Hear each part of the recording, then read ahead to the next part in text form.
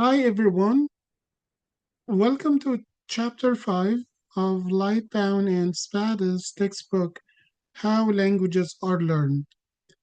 In this chapter, we will discuss the different practices used in learning and teaching second language.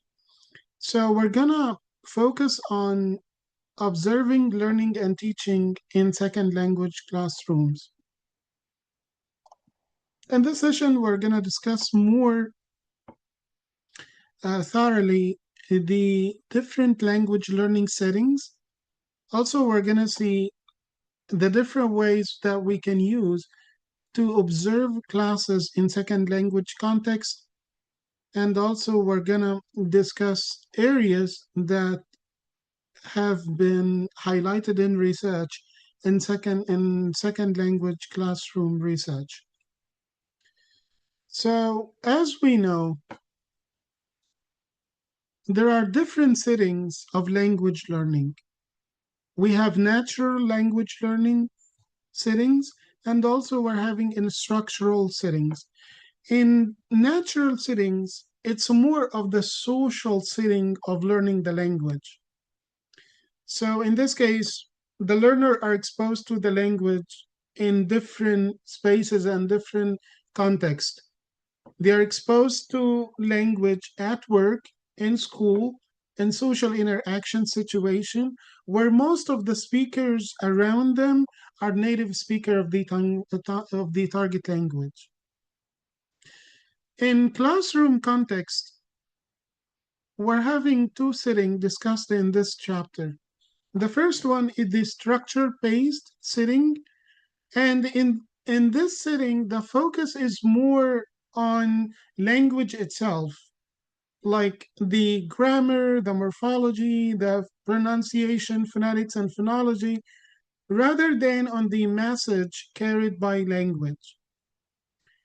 Another instructional context is the communicative task-based learning or task-based teaching, and the focus is using the language in context. It's language and interaction together. It's the message and also focusing on the language in order to enhance the student's competence in a meaningful context. So we're going to discuss them like one by one and tap into the different feature that characterize each one of them. So in natural acquisition setting, for example, language is not presented step by step. In your discussion with a native speaker of any language, if you happen to learn this language in native speaker context, let's say you want to learn Spanish and you decide to go to Spain or Mexico in order to learn the language in a natural context. So, when you are interacting with a native speaker, language is not presented step by step. And errors as learner are not usually corrected on the spot. They are rarely corrected. And in this natural setting, learners are surrounded by language for many hours each day. They encounter many people who use the language and who are speaking the language proficiently. And also, they observe, participate in a wide range of language events. So, let's say, for example, you go to the airport. So you're asking questions, you're greeting people, you're trying to elicit some information, you're asked for clarification. So in this setting, you are involved in many language events. Even older learners may encounter the written language in video and web-based materials. So learner must often use their second language ability to respond to a question or obtain information. And there are some forms of modified input available in many one-to-one conversation. In the classroom or in the instructional setting, especially in structure-based instructional setting, language is presented one item at a time. So in a language class, maybe for example, in one of the traditional language classroom, they might focus on, let's say, one grammar point, like past tense or uh, uh, present progressive, or using relative clauses, or forming a simple sentence, or forming a question. So it's only one language point is presented at a time. And errors are frequently corrected by the teachers. And learning is only limited or restricted to a few hours per week and also confined to the classroom time. So the teacher is often the only native or proficient speaker the students come into contact with. And students experience a limited range of discourse type. Students often feel pressure to speak or write the second language from the beginning, especially like in a grammar translation approach, wherein students are asked to write a lot of like long essays or to read text and then to write some form of essays or some kind of emails or some kind of paragraphs.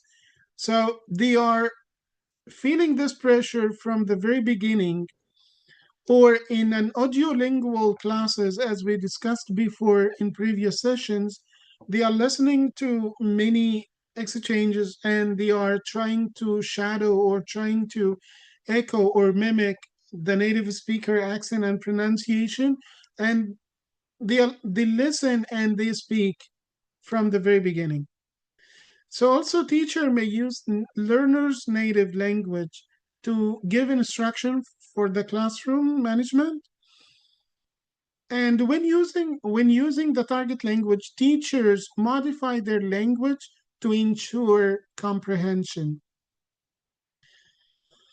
In communicative instructional settings, especially like community-based teaching or task-based instruction, input is simplified and made comprehensible by the use of contextual cues.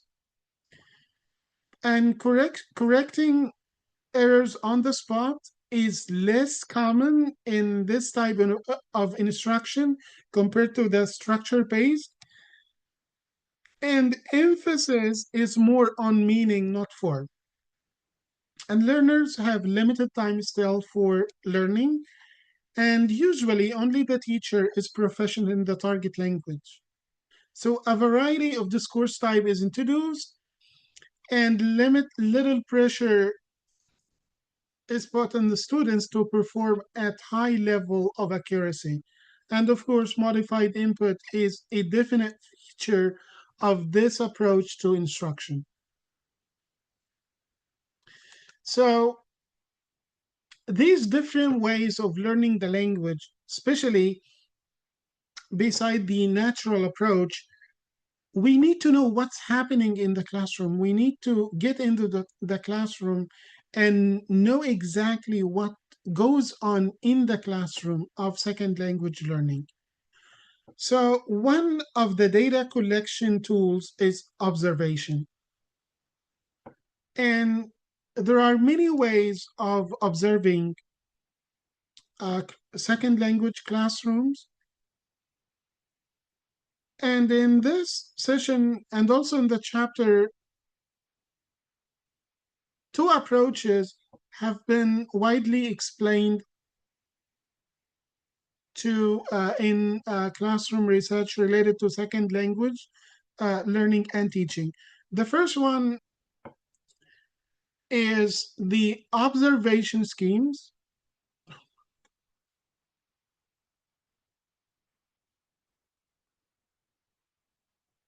And in these observation schemes, what happens is researchers use pre-planned checklists to describe and often to quantify the occurrences of specific instructional behavior and events. So they have specific categories that they are going to pay attention to when they are doing this kind of observation. So they have a list. They are looking at, let's say, for example, the feedback or um, students sitting in the front versus students sitting in the back, or students who are more talkative than students who are quite who are quieter in the classroom. So they are looking at like pre-planned categories when they do this observation.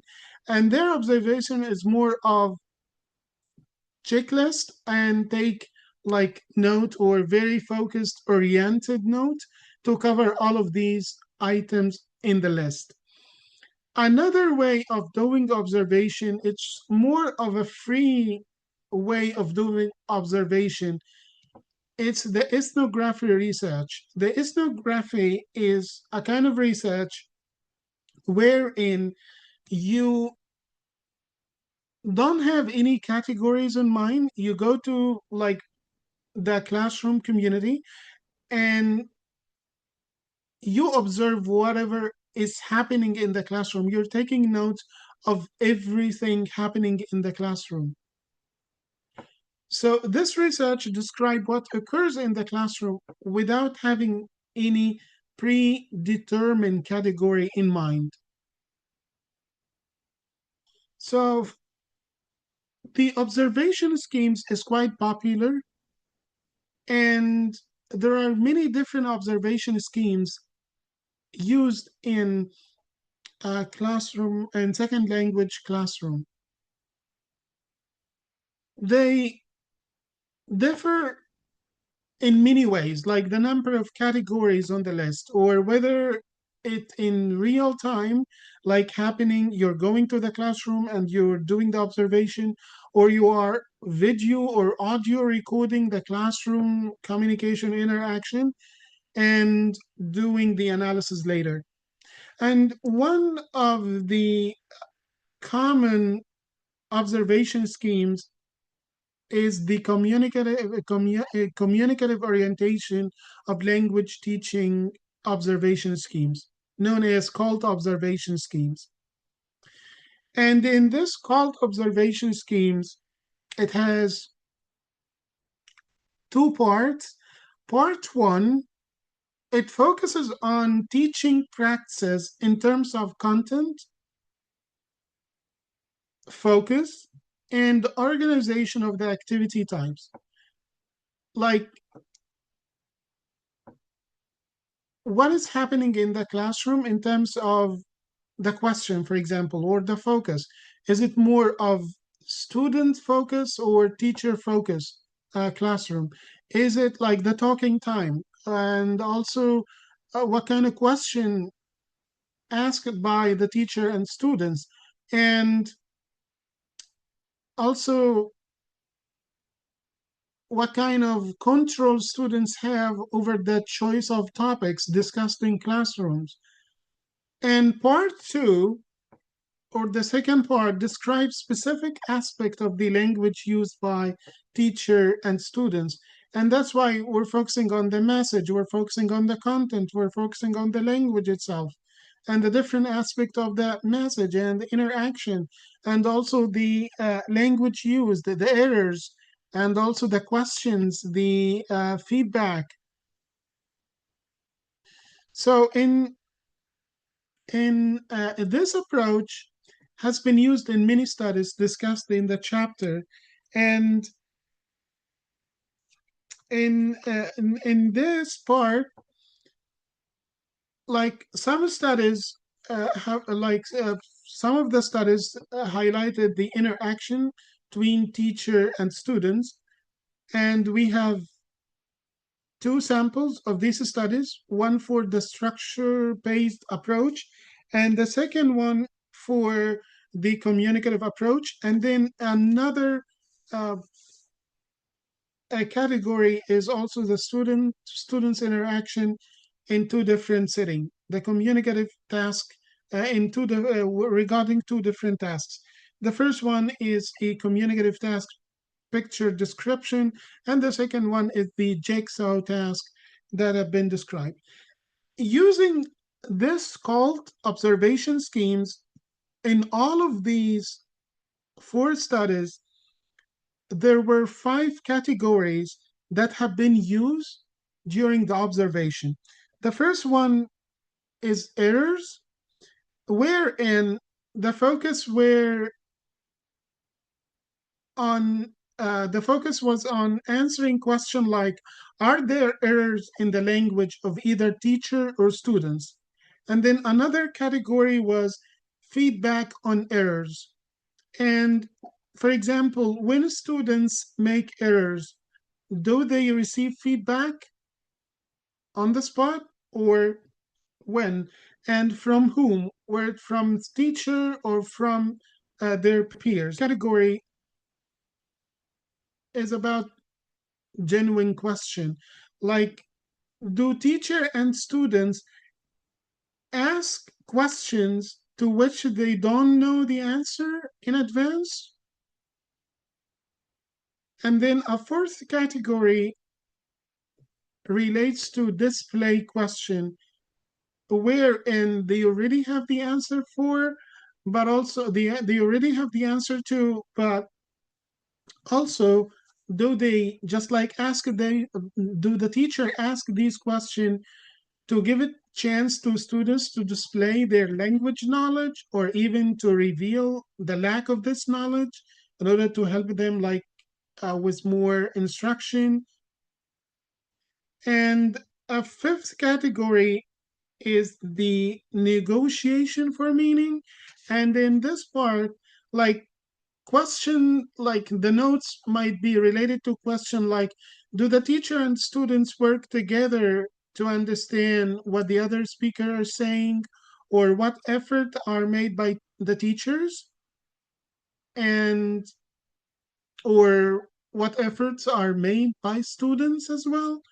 And the last category was the meta-linguistic comments. Like, do teacher and students talk about the language itself, or do they use the language only to, for example, provide information or seek information? So all of these interactions have been observed based on these six categories.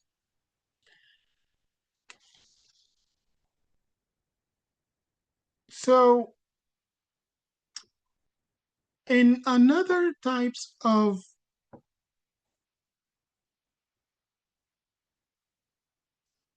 doing this observation, and instead of focusing on different categories, as we said, like errors, questions, feedback, metalinguistic uh, comments, or even asking for clarification, some observation might focus on one specific feature of second language classrooms. So, for example, in this chapter, we have some studies that focused on corrective feedbacks categories or kind of questions asked in class, or we also have the the amount and distribution of time in second language classrooms. So in a study by Lister and Ranta, they focused only in their observation on the corrective feedback categories in second language classrooms. And they identified six types of corrective feedback. The first one is explicit feedback. And in this type, teachers provide the correct form.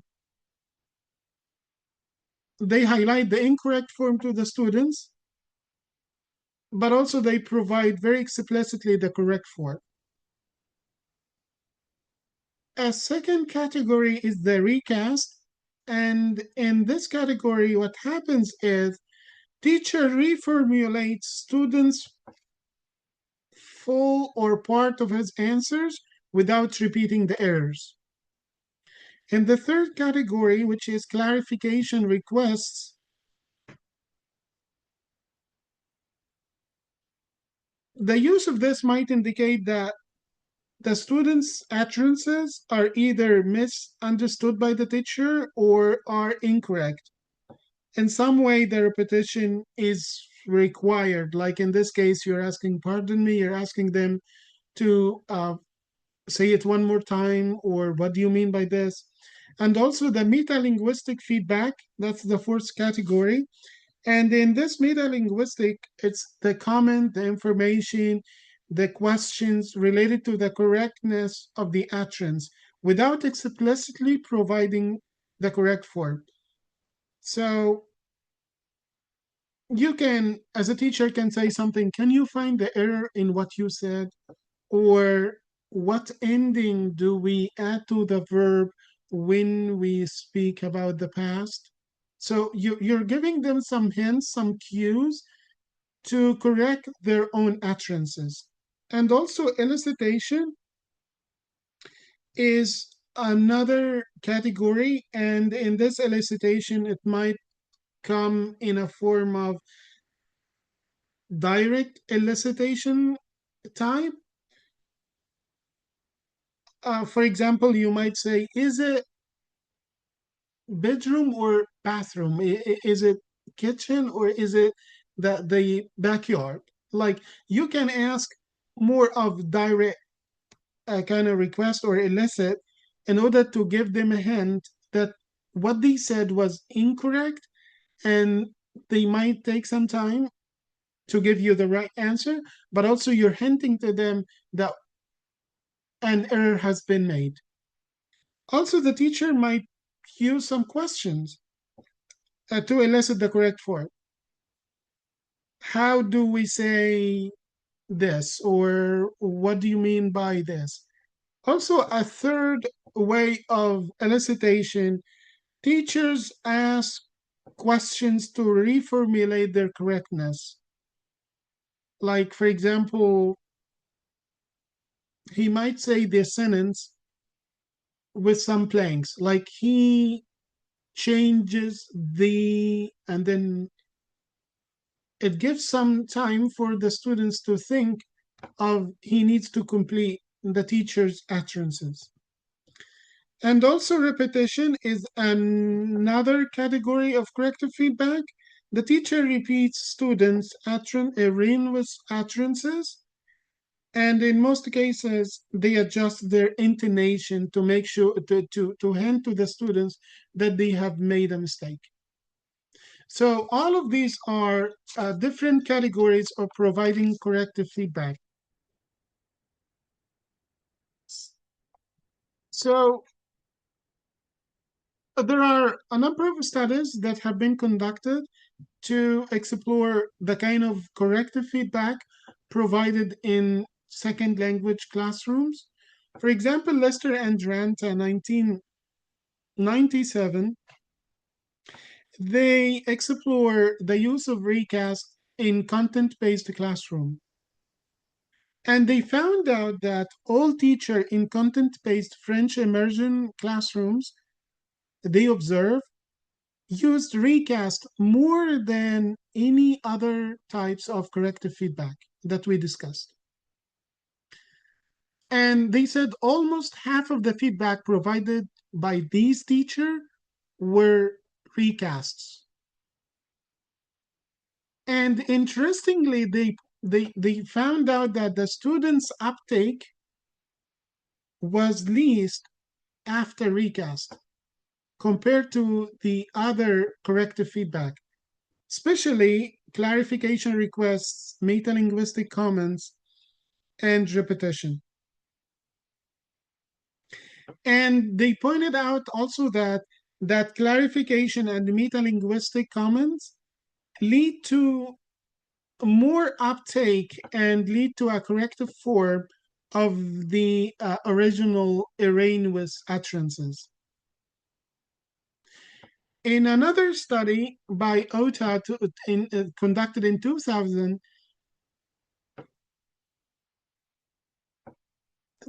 exploring the adult learner of Japanese, they examined the oral language that learner addressed to themselves during classroom activities. And what they found was quite interesting. They found that learner notice recast when this recast is provided by instructors, not their peers. And that learners were more likely to react to a recast with private speech when directed to another or the whole another students or the whole class when it's not directed to the students or when it's not directed to the errors that they have made themselves. And they concluded that recasts led to noticing in class interactions, even if students don't lead, that recasts don't lead to uptake from the students who produce the errors. A third study that focused on the corrective feedback and use of recast in different instructional settings was conducted by Lister and Mori in 2006. And in this study, they compare learners' immediate responses to corrective feedback in French and Japanese immersion classrooms. What they found was quite interesting. That teacher in both classes provided corrective feedback in a similar way with different uptakes on the part of students. So learners who were learning Japanese frequently repaired utterances after recast, while French learner rarely did so. And that was quite interesting. In the study, they highlighted that the Japanese learner setting were focused more on the language, while the French focused more on the experiential kind of learning, the communicative kind of learning. So they provided a counter hypothesis based on their studies. They said in order to have a high uptake on the part of students, they need to receive feedback that is quite different from the way they are instructed in classroom. Another study conducted in 2003 on the corrective feedback in second language classroom was done by Oliver and McKay.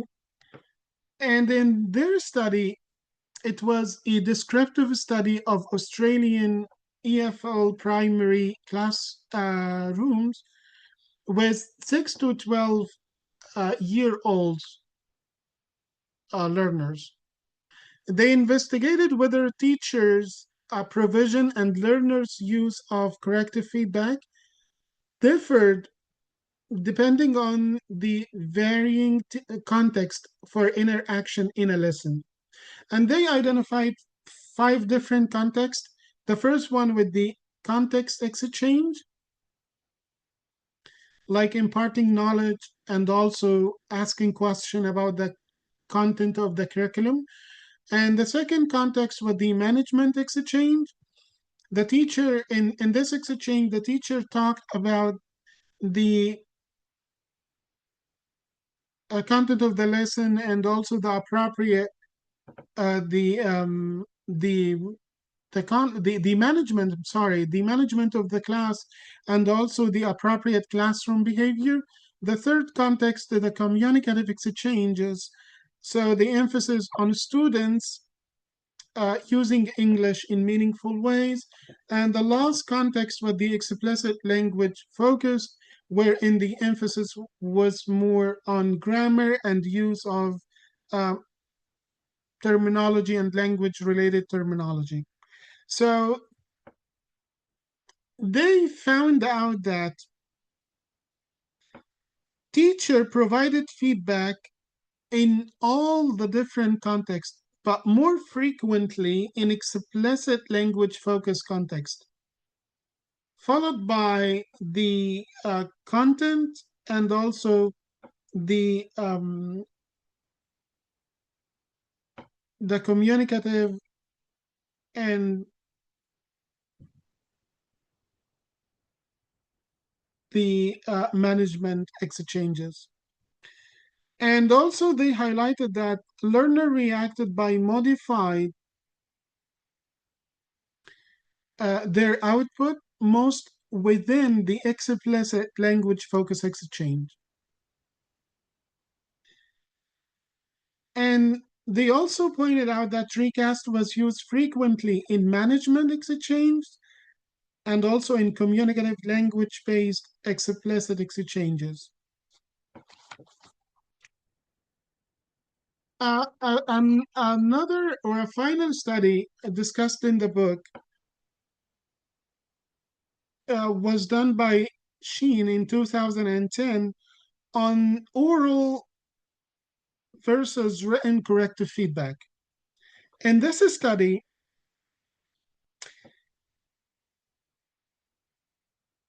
a comparison was done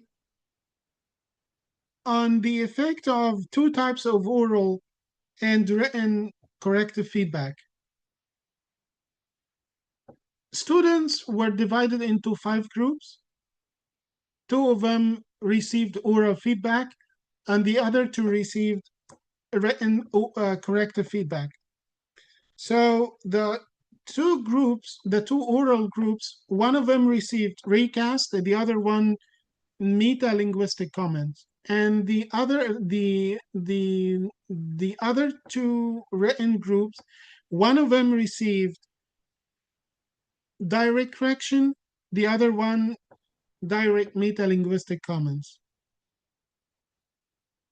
So the all like the task was they have provided with a story and they read the story and they asked to retell the story either in oral or in a written mode. So the students who were in the oral groups, they received feedback every time they made an errors, especially on article use.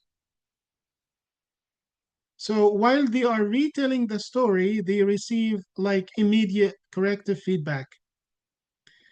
While those who were assigned to the written corrective feedback, they receive the feedback 2 days later in a written form. So, and then at the end of the study, there is a post-test was conducted based on speed dictation and also an error correction task. So what has been highlighted in the study was that all groups, except the one that received oral recast, significantly outperform control groups, the group that didn't receive any corrective feedback. And also, they highlighted based on this, and they interpreted this finding as that the medium is less important than the explicitness of the corrective feedback. So it doesn't matter whether we provide the feedback in an oral or in a written form, but the explicitness of the feedback is a factor that we need to consider when we provide feedback to our students. So all of these studies focused only on one area, with specific area of teaching and learning practice in classroom,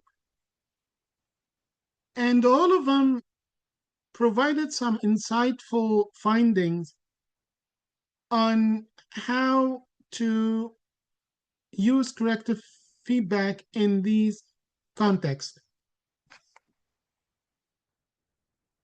Another specific area that has been observed in second language classroom is questions. So in this area, studies focused on the kind of questions used in classrooms. So for example, in Long and Sado 1983 studies, they explored the teacher question in the classrooms. What they did, they examined two types of questions asked in classrooms.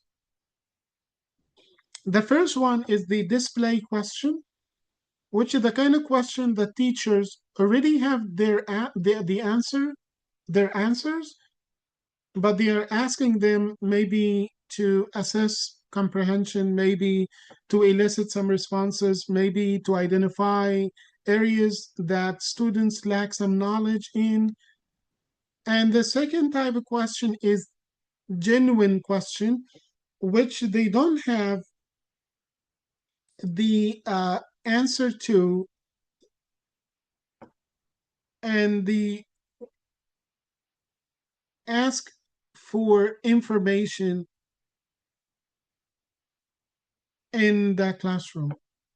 So they examine the forms and the function of these questions, and how teacher asking question in these second language classrooms, and they compare the questions asked in the classrooms with those observed between native and non-native speakers outside classroom context. They wanted to see the difference between the quality and the quantity of questions asked in the classroom and asked in real context. So what they did, they recorded all the interaction in the classroom between teachers and students with a focus on these two types of question we mentioned. So what they found out was quite interesting. They found out that teacher-learner questions in classroom is a greatly distorted version of its equivalent in the real world. Like whatever is happening in the classroom, the kind of questions used in the classroom is not similar, is not actually mimicking or mirroring the question that a learner would find in an authentic context. And that's why they recommended that the kind of question used in the classroom to be changed. Another study conducted by McCormick and Donato in 2002 explored the idea of scaffolding and display and referential question. So scaffolding is one of the principles in the sociocultural theory. And as we discussed, we already have discussed some principles of this theory in previous lectures, especially when we talked about the zone of proximal development last week, and also the idea of interaction and how learning is mediated through social interaction. So in scaffolding, this mediation is happening when like learning is happening when we're having this kind of scaffolding, which is the graded support provided to the learner in order to meet a specific level of competence. So what they did in their study, they explored how teacher questions were linked to their instructional goals. So what they found was quite interesting and thought provoking. They found that there are different functions of scaffolding. So, like teacher might use scaffolding in order to draw the learner's attention to the task, or even helping them to understand or simplify the task to them. And they highlighted that the use of question during scaffolded interaction and how it contributed to the class participation and also to the learner comprehension. So they even said that either types of question were helpful in the classroom. For example, display question was helping to students to enhance their lexical competence, and they provided an example of the word palace in the textbook. Another study was conducted by Dalton and Pfeffer in 2006, and they explored two types of question: open question versus closed question in classrooms. So the closed question is one question with one possible answer, and usually the response is a very simple one word response. It's more factual kind of question, while the open question, they have more than one possible answer, and they lead to more longer responses and phrases. So what they did, they observed the question asked, these type of question asked in the classroom, and they audio recorded all the question asked by English teacher in the classroom. And also they also looked at the students' responses to these questions. So what they found was that open question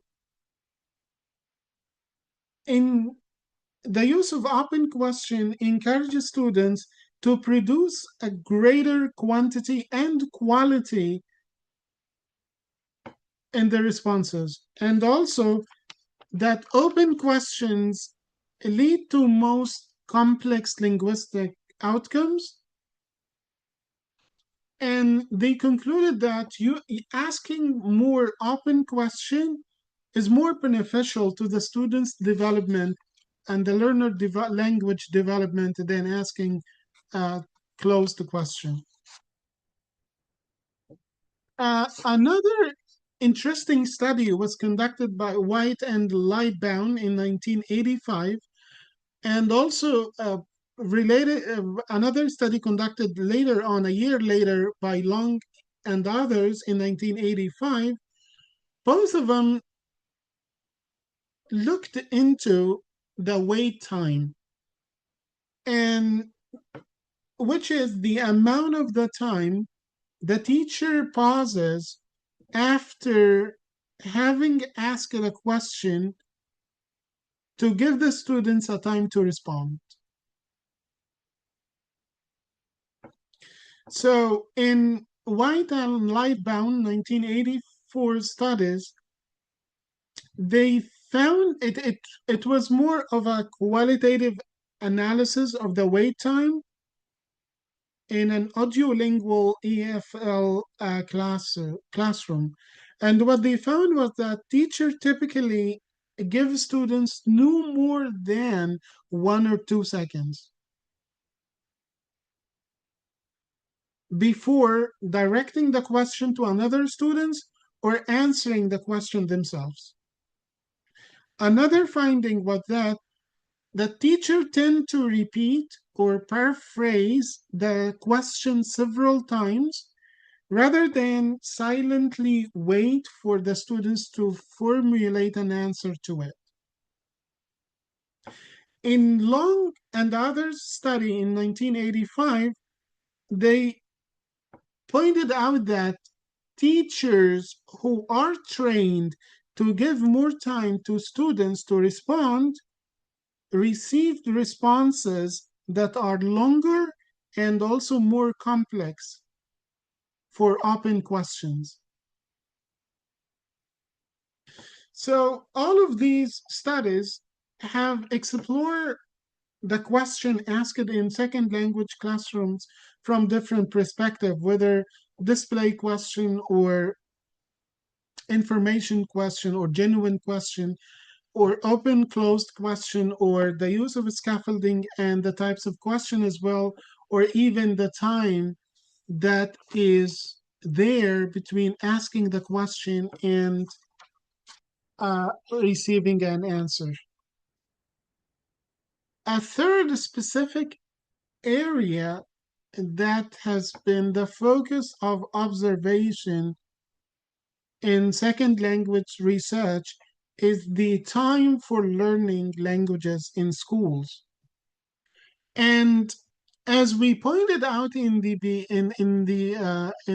earlier in this session, that natural learning provides learner with more time to be exposed to the language, and that's why it's more effective. But how can we increase the learning time in schools? As you know, like there are only specific periods for English classes or only few contact hours per week for English classes. So how can we as teachers increase the learning time for students?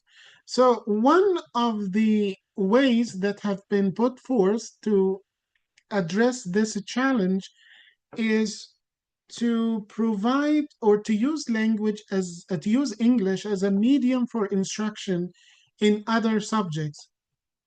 So, and instead of only using English to teach English, how about using it to teach other subjects or courses in the school, like teaching history by using English, not the learner's first language, or teaching social science, or teaching, let's say, science, or teaching, let's say, for example, other topics related in the school using the English as a medium of instruction. While it's an easy suggestion, it's an easy to make the suggestion, it is quite not easy to be implemented. So another alternative is to have more intensive instruction by giving more contact time to students, or making them like in very specific kind of time, like you can have 3 hours of contact with the language 5 times a week, or you can have 2 hours 4 days a week. So, or 2 hours, let's say, for example, a week, and instead of just like 50 minutes twice a week. So, what we can do with this, we are enhancing their immersion and also their exposure to the language to the extent that we can see that they have more contact time to the language itself. So a number of studies have been conducted in this area, and they have been explained in the chapter. So you go back to them and see their findings. But again, some of them provided more of the distributed in kind of uh, instruction time or intensive instruction, but the issue is in an instructed kind of setting, a lot of things are out of control. Like in a traditional classroom instruction, a teacher cannot control a lot of things. Maybe you can ask students to work outside the class time, but also it depends about the motivation and about other factors included uh, for students to do all the assignment. You ask them to make sure that they have access and enough contact hours with the target language. As we said, there are two approaches to do this observation in second language classroom. As we said, one of the one that we discussed in previous studies highlighted the use of observation schemes with specific categories. So we go to the classroom with a specific list, or we focus on only one area. Another way of understanding and exploring what happens in second language classrooms is to use this methodology, which is the ethnography. It's a very common data collection and data analysis method. And in this ethnography, it's a research method, what qualitatively specifically. So this method, all of you have used it in 1302. So in this method, what happens is you go to the group of students who are studying the language and you see what is happening in the classroom. You don't have any list. You go there with only a notebook, or you start to record a video record what is happening in the classroom. So you take extensive notes of everything happening in the classroom, like the activities, what kind of tasks, what kind of questions, the practices, the interaction, who's more engaged, who's asking question, who's giving more elaborate answers, who's coming late, and how their participation looks like, and the people sitting in the front seat, the people sitting in the back, the people asking their the people who are less engaged in the classroom, the people who are more engaged in the classroom, uh, classroom management, questions, corrective feedback. You're looking at everything. You don't have a list. You just like, you focus on everything. You look closely at everything that happens in the classroom.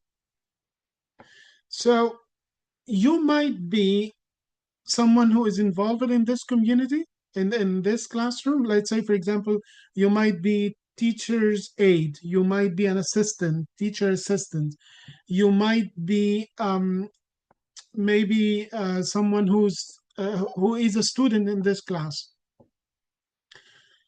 and you might be someone who's not a part of this group, who is not a teacher, who's not a teacher assistant, who is not a student in the class.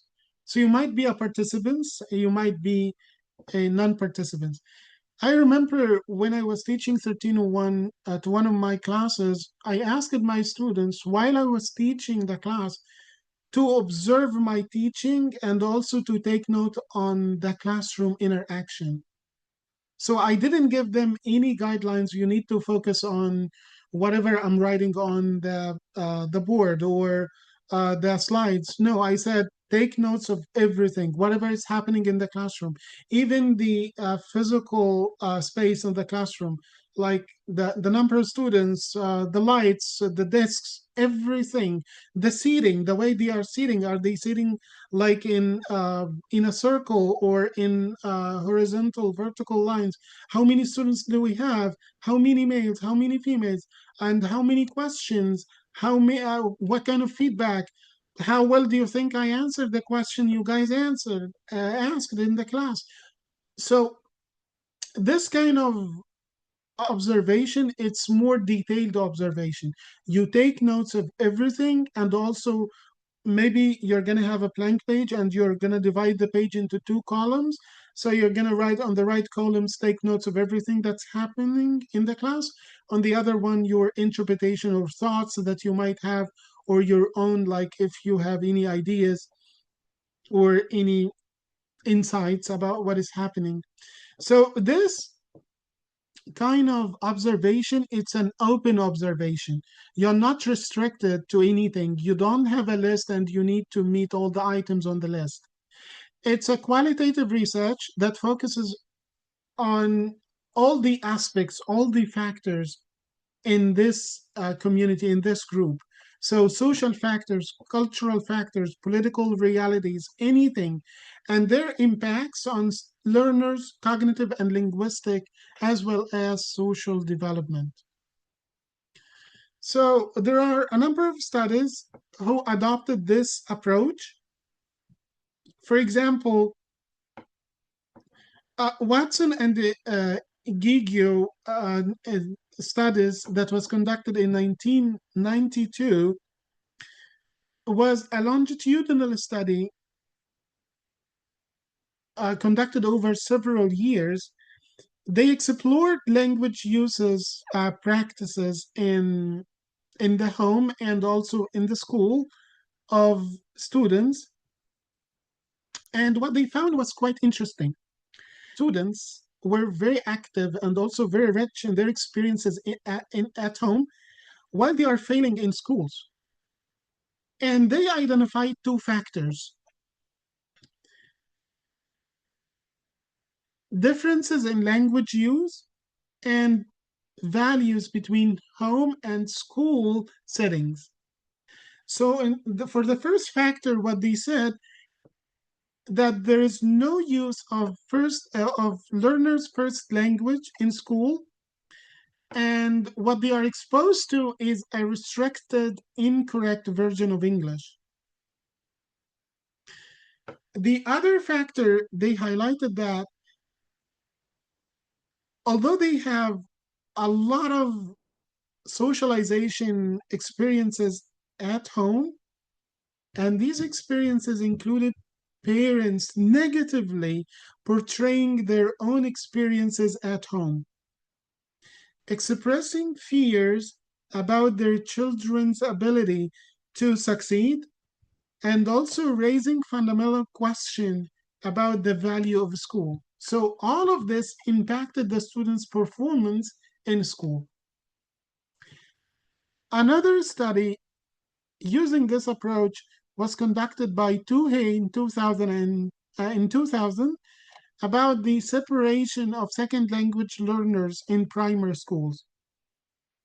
What they did, they observed a group of children aged 5 to 7 in kindergarten, grades 1 and 2 in Vancouver, Canada.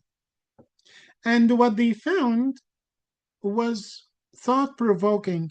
They identified 3 classroom practices that led to separation of ESL children. One, these children desks were put closer to the teacher, hoping that they will be able to pay more attention to the teacher's instruction. And sometimes they are removed from classes twice a week to get EFL support from a teacher.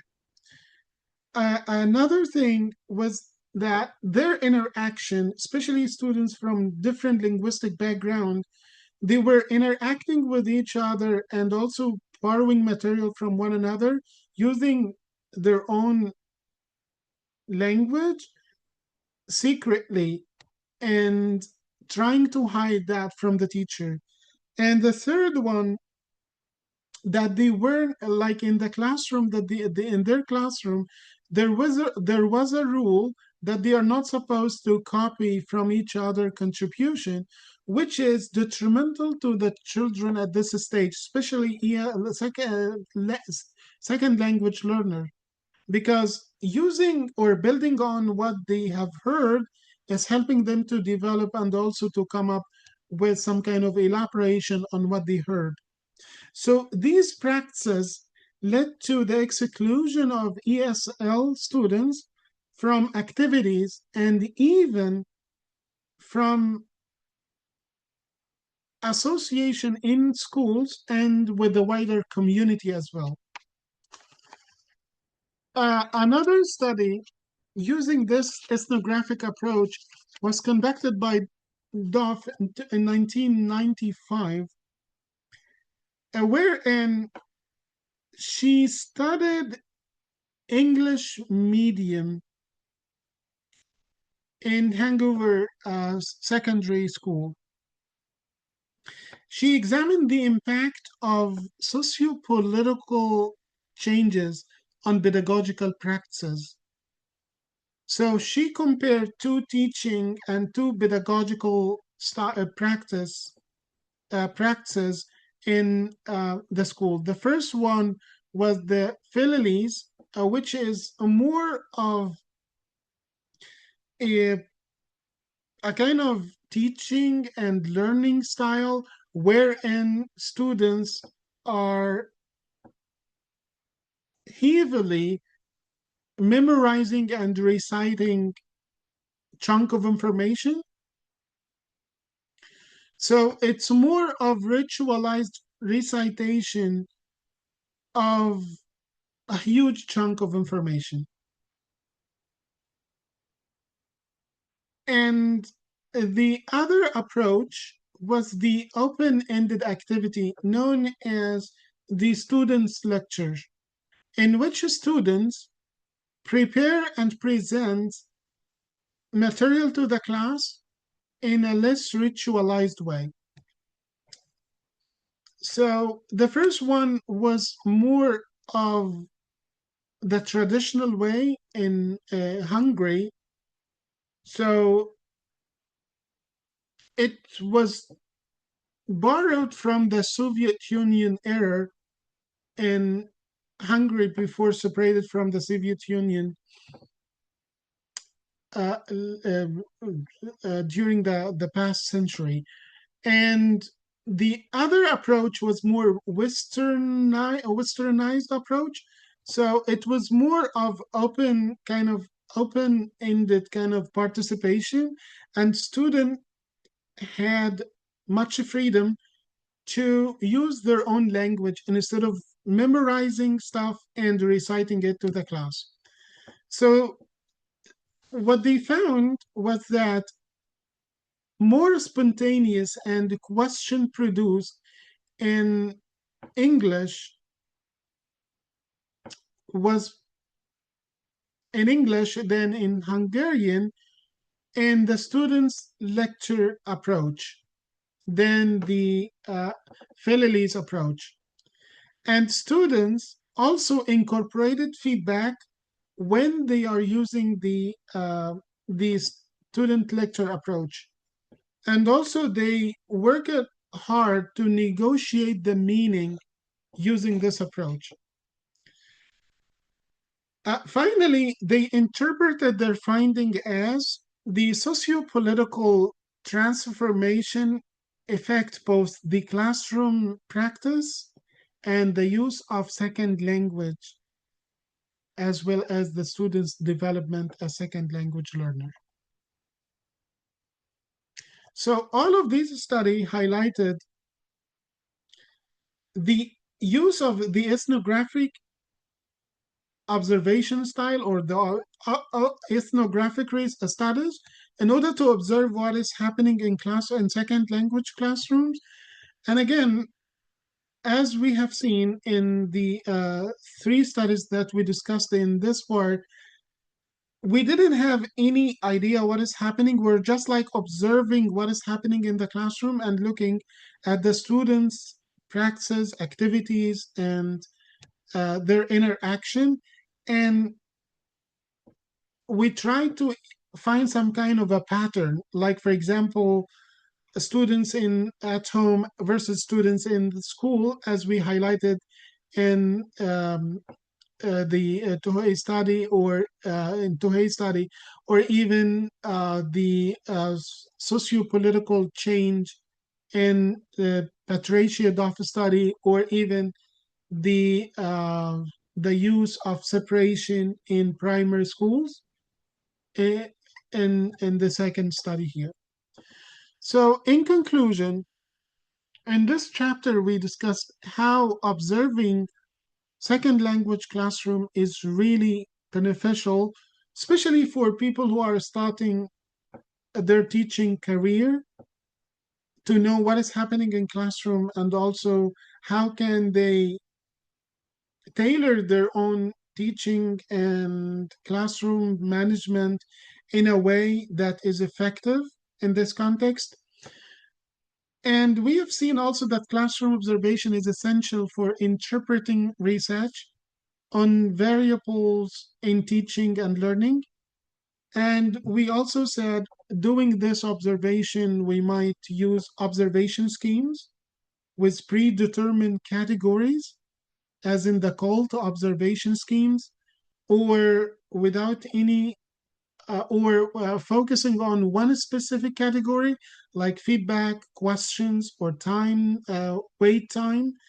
Or we can use the ethnographic approach to take into account all the factors, not only the factors in the classroom, but all the social factors, like what is happening at home versus in school, or the cultural factors, like the separation based on the linguistic background, or the political factors, like, for example, being impacted by some traditional pedagogical practice versus adopting a new modern way of uh, instruction in class or interaction in class.